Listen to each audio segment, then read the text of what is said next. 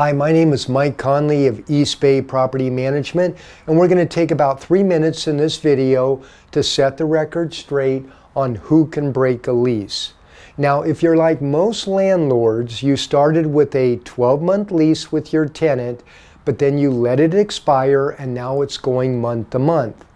Some landlords will renew the lease every 12 months. That's what we do, but most let it expire and it goes month to month. So if a tenant wants to vacate the premises, all they have to do on a month-to-month lease is give you 30 days notice in writing.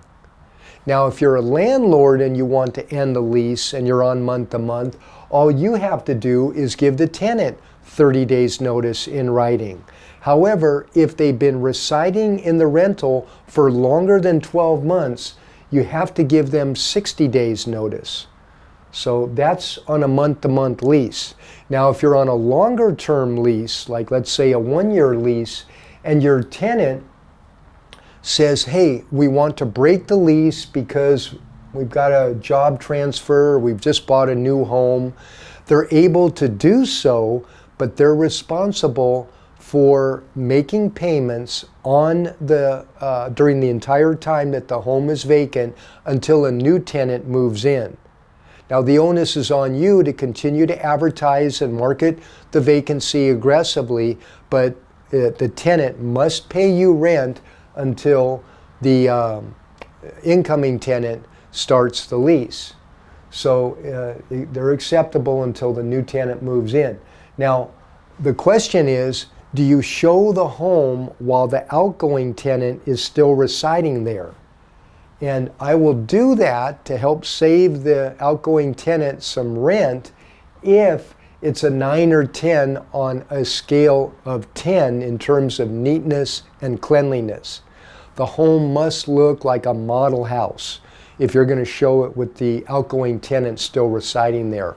Otherwise, don't show it. You're just setting yourself up for unmet expectations with the new tenant.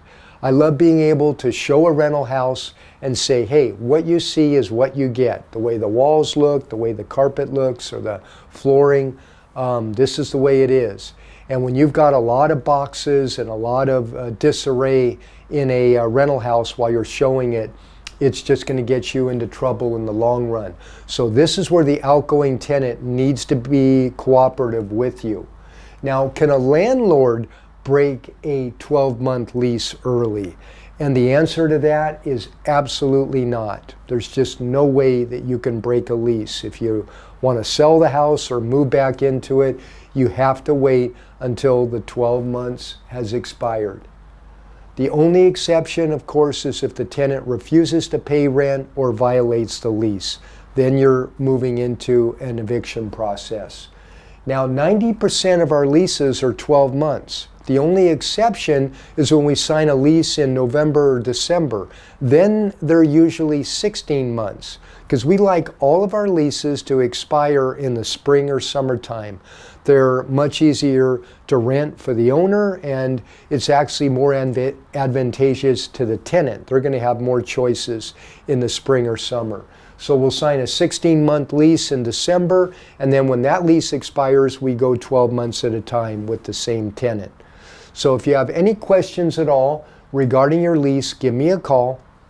I also offer 2 seminars every 3 months. They're always on Saturday mornings, 2 hours long. The first seminar is for self-managing landlords. It's entitled The 12 Basics of Property Management. And the second seminar is more of a Real Estate Investment 101 course.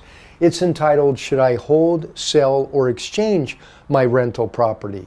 So to RSVP for those seminars, you can do that by calling or texting me at 510-996-3238. Thanks for watching.